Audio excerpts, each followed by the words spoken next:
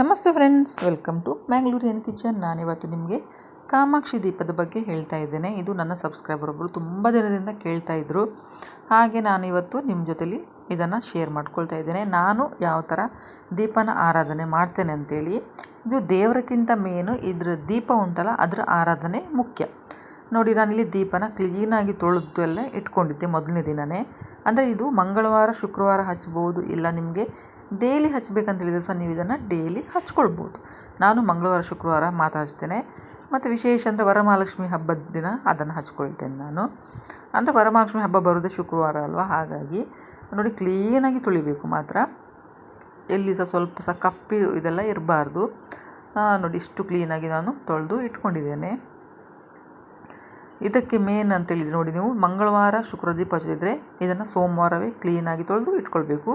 ಮತ್ತು ಗುರುವಾರ ತೊಳೆದು ಇಟ್ಕೊಳ್ಬೇಕು. ನೀವು ಹೊಸದಾಗಿ ಅಂದರೆ ಇನ್ನೂ ಸಹ ನೀವು ಸ್ಟಾರ್ಟ್ ಮಾಡಲಿಲ್ಲ ಹಚ್ಚಲಿಕ್ಕೆ ಅಂತೇಳಿದರೆ, ನೀವು ಹೊಸದಾಗಿ ಸ್ಟಾರ್ಟ್ ಮಾಡ್ತಾ ಇದ್ದೀರಾ ಅಂದರೆ ನೀವು ಗುರುವಾರ ದೀಪ ತನ್ನಿ. ಗುರುವಾರ ದೀಪ ತಂದರೆ ತುಂಬ ಶ್ರೇಷ್ಠ. ಖಂಡಿತ ಯಾರು ಬೇಕಾದರೂ ಸಹ ಇದನ್ನು ದೀಪ ನೀವು ಮನೆಯಲ್ಲಿ ಇಟ್ಕೊಳ್ಬೋದು.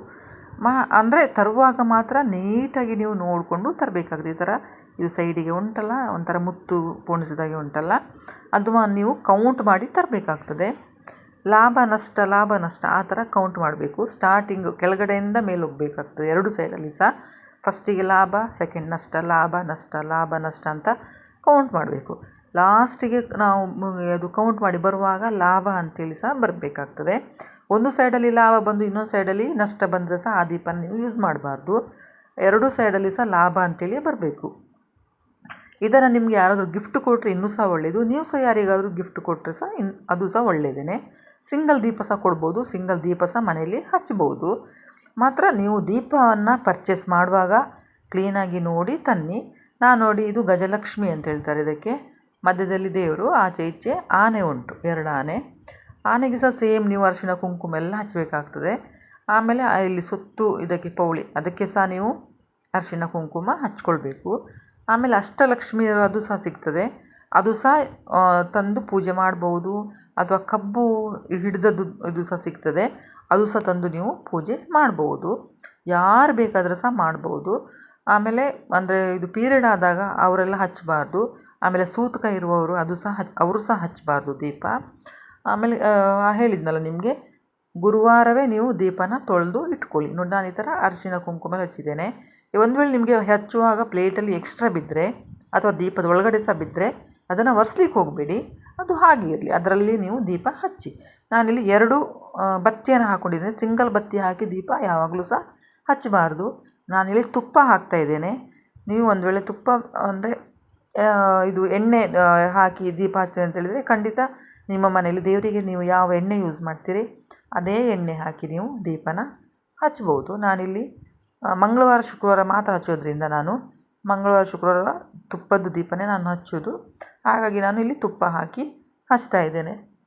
ಒಂದು ವೇಳೆ ಒಂದೊಂದು ತುಪ್ಪದಲ್ಲಿ ದೀಪ ಹಚ್ಚಿದರೆ ದೀಪ ಅಷ್ಟು ಕರೆಕ್ಟಾಗಿ ಒಂದು ತುಪ್ಪ ದಪ್ಪ ಎದ್ದೋದು ಅಡಿಯಲ್ಲೆಲ್ಲ ಕೂತ್ಕೊಳ್ತದಲ್ಲ, ಆ ಟೈಮಲ್ಲಿ ನಾನು ಸ್ವಲ್ಪ ತೆಂಗಿನೆಣ್ಣೆ ಸಹ ಇದಕ್ಕೆ ಮಿಕ್ಸ್ ಮಾಡ್ಕೊಳ್ತೇನೆ. ಎಳ್ಳೆಣ್ಣೆ ಸಹ ಹಾಕ್ಬೋದಂತೆ, ನನಗೆ ಗೊತ್ತಿಲ್ಲ. ನಾನು ತೆಂಗಿನೆಣ್ಣೆ ಹಾಕ್ತೇನೆ. ನೋಡಿ, ಈಗ ಪುನಃ ನಾನಿಲ್ಲಿ ದೀಪಕ್ಕೆ ಸ್ವಲ್ಪ ಅರಿಶಿಣ ಕುಂಕುಮ ಸಹ ಹಚ್ತಾ ಇದ್ದೇನೆ. ಈ ಥರ ಸಹ ನೀವು ಅಂದರೆ ಅರಿಶಿಣ ಕುಂಕುಮ ಅದು ಸಹ ತುಂಬ ಚೆಂದ ಕಾಣುತ್ತೆ ದೀಪ.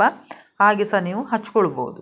ಈ ಪ್ಲೇಟಿಗೆ ರೌಂಡ್ ಪ್ಲೇಟ್ ಇಟ್ಟಿದ್ದೇನಲ್ಲ ಹಿತ್ತಾಳೆದು, ಅದು ಸಹ ಅದಕ್ಕೆ ಸಹ ಸ್ವಲ್ಪ ನೀವು ಅರಿಶಿಣ ಕುಂಕುಮ ಸಹ ಹಾಕ್ಕೊಳ್ಬೋದು. ಮತ್ತು ಮೇನ್ ಇದಕ್ಕೆ ಈ ದೀಪ ತುಪ್ಪ ಎಲ್ಲ ರೆಡಿ ಆದಮೇಲೆ ಹೂವಿಂದ ಅಲಂಕಾರ ಮಾಡ್ಕೊಳ್ಬೇಕು. ಇದಕ್ಕೆ ಮೇನ್ ಬೇಕಾಗಿರುವುದು ಇದು ಕೆಂಪು ಕಲ್ಲರ್ ಇದು ಹೂವು ತುಂಬ ಶ್ರೇಷ್ಠ. ನೀವು ಸೇವಂತಿ ಹೂವು ಸಹ ಇಟ್ಕೊಳ್ಳಿ, ತೊಂದರೆ ಇಲ್ಲ. ಆದರೆ ಅದರ ಮಧ್ಯದಲ್ಲಿ ಒಂದು ಕೆಂಪು ಇಟ್ಕೊಳ್ಳೇಬೇಕಾಗ್ತದೆ. ಒಂದು ಸಣ್ಣ ಮಲ್ಲಿಗೆ ಹೂವಿದ್ದರೆ ಅದು ಸಹ ಸಣ್ಣ ಒಂದು ಪೀಸು ಇಟ್ಟು ನೀವು ಇದು ರೆಡಿ ಮಾಡ್ಬೋದು ದೇವರಿಗೆ. ಆದರೆ ಕೆಂಪು ಒಂದು ಬೇಕೆ ಅಂತ ಹೇಳ್ತಾರೆ ಇದಕ್ಕೆ, ಕಾಮಾಕ್ಷಿ ದೀಪ ಹಚ್ಚುವಾಗ. ಮತ್ತು ಲಕ್ಷ್ಮೀ ದೇವರಿಗೆ ಸಹ ಕೆಂಪು ತುಂಬ ಇಷ್ಟ ಅಲ್ವಾ, ಹಾಗೆ. ಆಮೇಲೆ ಇನ್ನೊಂದು ಅಂತೇಳಿದರೆ, ನೀವು ಮನೆಯಲ್ಲಿ ದೇವರ ಸ್ಟ್ಯಾಂಡಲ್ಲಿ ನಾವು ದೀಪ ಹಚ್ತೇವಲ್ಲ, ಆ ದೀಪನೆಲ್ಲ ಹಚ್ಚೋಕ್ಕಿಂತ ಮೊದಲು ಈ ದೀಪನ ಹಚ್ಚಬೇಕು. ಅದೊಂದು ನೆನಪಿಟ್ಕೊಳ್ಳಿ. ಈ ದೀಪ ಹಚ್ಚಿ ಇದರ ಪೂಜೆ ಎಲ್ಲ ಆದಮೇಲೆ ನಾವು ಮನೇಲಿರೋ ದೀಪನ ಹಚ್ಚಬೇಕಂತೆ. ಇದು ಸಹ ಅಲ್ಲಿ ಕಾಮಾಕ್ಷಿ ಇದು ಉಂಟಲ್ಲ, ಅಲ್ಲಿ ಸಹ ದೇವಸ್ಥಾನದಲ್ಲಿ ಸಹ ಹಾಗೆ ಅಂತೆ ಹೇಳ್ತಾರೆ. ಆ ದೇವರ ಪೂಜೆ ಸ್ಟಾರ್ಟ್ ಆದಮೇಲೆ ಇನ್ನು ಉಳಿದ ದೇವಸ್ಥಾನದ ಪೂಜೆ ಸ್ಟಾರ್ಟ್ ಆಗ್ತದಂತೆ. ಇನ್ನು ರಾತ್ರಿ ಸಹ ಉಳಿದಿರುವಂಥ ದೇವಸ್ಥಾನ ಬಂದ ಆದಮೇಲೆ ಅಂದರೆ ಕ್ಲೋಸ್ ಮಾಡಿದ ಮೇಲೆ ಅಮ್ಮನವರ ದೇವಸ್ಥಾನ ಕ್ಲೋಸ್ ಮಾಡ್ತಾರಂತೆ. ಹಾಗಾಗಿ ಮನೆಯಲ್ಲಿ ಸಹ ನಾವು ಫಸ್ಟಿಗೆ ಕಾಮಾಕ್ಷಿ ದೀಪನ ಹಚ್ಚಬೇಕು, ಅದರ ನಂತರ ದೇವರ ದೀಪನ ನಾವು ಹಚ್ಚಬೇಕು. ಆಮೇಲೆ ಇನ್ನೊಂದು ಮುಖ್ಯವಾದದ್ದು ಹೇಳಿದರೆ, ಡೈರೆಕ್ಟಾಗಿ ನಾವು ಈಗ ಬೆಂಕಿಪಟ್ಟಣದಲ್ಲಿ ನಾವು ಕಡ್ಡಿಗೀರಿ ಹಚ್ತೇವಲ್ಲ, ಹಾಗೆ ಹಚ್ಚಲಿಕ್ಕಿಲ್ಲ ಈ ದೀಪನ. ಅಗರಬತ್ತಿಗೆ ನಾವು ಬೆಂಕಿ ಕಡ್ಡಿದ ಅದನ್ನು ಗೀರಿ ಅದಕ್ಕೆ ಇದು ಮಾಡಿ ಅಗರಬತ್ತಿಯಿಂದ ನಾವು ದೀಪ ಹಚ್ಚಬೇಕು. ಸೆಕೆಂಡ್ ಆಪ್ಷನ್ ಅಂತೇಳಿದರೆ ತುಪ್ಪದ ಬತ್ತಿಯನ್ನೇ ನಾವು ಅದನ್ನು ದೀಪ ಇದು ಮಾಡಿ ಹಚ್ಬೋದು. ಥರ್ಡ್ ಅಂತೇಳಿದರೆ ಇದು ತುಳಸಿ ಗಿಡ ಅದು ಕಡ್ಡಿ ಇರ್ತಲ್ಲ, ಒಣಗಿದ ಕಡ್ಡಿ, ಅದರಲ್ಲಿ ಸಹ ನಾವು ದೀಪ ಹಚ್ಬೋದು. ಆಮೇಲೆ ದೀಪ ಹಚ್ಚಿದ ನಂತರ ಆ ದೀಪ ನಮಗಂದರೆ ಆಪೋಸಿಟ್ ಸೈಡಲ್ಲಿ ಇರಬೇಕಾಗ್ತದೆ. ಯಾವಾಗಲೂ ಸಹ ನಾವು ಆ ದೀಪನ ಕರೆಕ್ಟಾಗಿ ನೋಡಬೇಕು. ದೀಪ ನಮ್ಮ ಎದುರುಗಡೆ ಹೀಗಿರಬೇಕು ನೋಡಿ, ಈ ಥರ.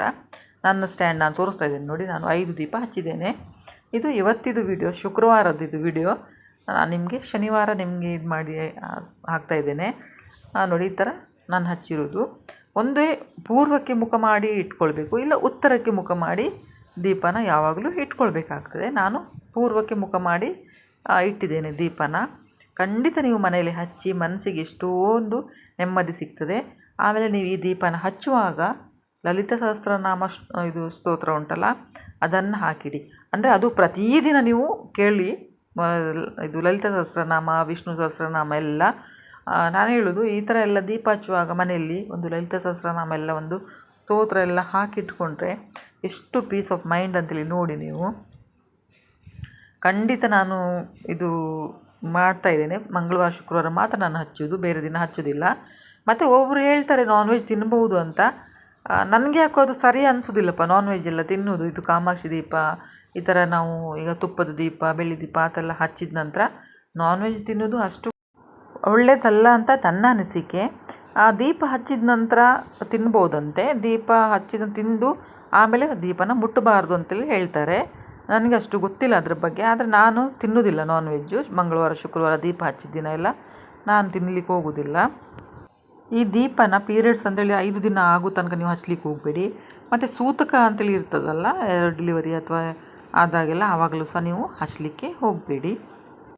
ನೀವಿಲ್ಲಿ ಸ್ಟೀಲಿದು ದೀಪ ಆಗಲಿ, ಸ್ಟೀಲಿದು ಪ್ಲೇಟ್ ಆಗಲಿ ಉಪಯೋಗ ಮಾಡಬಾರ್ದು. ಒಂದು ನೀವು ಬೆಳ್ಳಿಯಲ್ಲಿ ದೀಪನ ಹಚ್ಚಿ, ಇಲ್ಲ ಹಿತ್ತಾಳೆ ದೀಪನ ನೀವು ಹಚ್ಚಿ. ಹಿತ್ತಾಳೆ ದೀಪ ತುಂಬ ಶ್ರೇಷ್ಠ. ಹಿತ್ತಾಳೆ ದೀಪ ನೀವು ಹಚ್ಬೋದು, ತೊಂದರೆ ಇಲ್ಲ. ನಾನು ನೋಡಿ ಹಿತ್ತಾಳೆ ದೀಪನೇ ತೊಗೊಂಡಿದ್ದೇನೆ, ಹಿತ್ತಾಳೆ ಪ್ಲೇಟನ್ನೇ ಇಟ್ಕೊಂಡಿದ್ದೇನೆ. ಸ್ಟೀಲಿದು ಮಾತ್ರ ನೀವು ಯೂಸ್ ಮಾಡಲಿಕ್ಕೆ ಹೋಗಬೇಡಿ. ಫ್ರೆಂಡ್ಸ್, ನನಗೆ ಗೊತ್ತಿರುವಷ್ಟು ನಾನು ನಿಮ್ಮ ಜೊತೆಲಿ ಶೇರ್ ಮಾಡ್ಕೊಂಡಿದ್ದೇನೆ. ಇದರಲ್ಲಿ ಏನಾದರೂ ತಪ್ಪಿದರೆ ದಯವಿಟ್ಟು ಕ್ಷಮೆ ಇರಲಿ. ನಿಮಗೆ ಇನ್ನೂ ಸಹ ಏನಾದರೂ ಈ ದೀಪದ ಬಗ್ಗೆ ತಿಳ್ಕೊಳ್ಬೇಕಂತೇಳಿ ನನಗೆ ಕಮೆಂಟ್ ಮಾಡಿ ಕೇಳಿ. ನನಗೆ ಗೊತ್ತಿದ್ದರೆ ಖಂಡಿತ ನಾನು ನಿಮಗೆ ವಿಡಿಯೋ ಮಾಡಿ ಪುನಃ ನಾನು ಹೇಳ್ತೇನೆ. ಆಮೇಲೆ ದೀಪನ ನೀವು ಸಿಂಗಲಾಗಿ ಸಹ ಹಚ್ಬೋದು, 5 ದೀಪ ಸಹ ಹಚ್ಬೋದು. ನಿಮಗೆ ಒಂದು ಬೇಡ ಅಂತೇಳಿದರೆ ನೀವು ಖಂಡಿತ 3 ದೀಪ ಸಹ ಹಚ್ಬೋದು. ಅಥವಾ 3 ಬೇಡ ಹೇಳಿದರೆ 5 ದೀಪ ಸಹ ನೀವು ಹಚ್ಬೋದು. ನೋಡಿ, ನಾನು 5 ದೀಪ ಹಚ್ಚಿದ್ದೇನೆ. ವಿಡಿಯೋ ನಿಮಗೆ ಹೇಗೆ ಅನ್ನಿಸ್ತಂತ ನನಗೆ ಕಮೆಂಟ್ ಮಾಡಿ ತಿಳಿಸಿ. ವಿಡಿಯೋ ನೋಡಿದ್ದಕ್ಕೆ ಥ್ಯಾಂಕ್ ಯು ಸೋ ಮಚ್.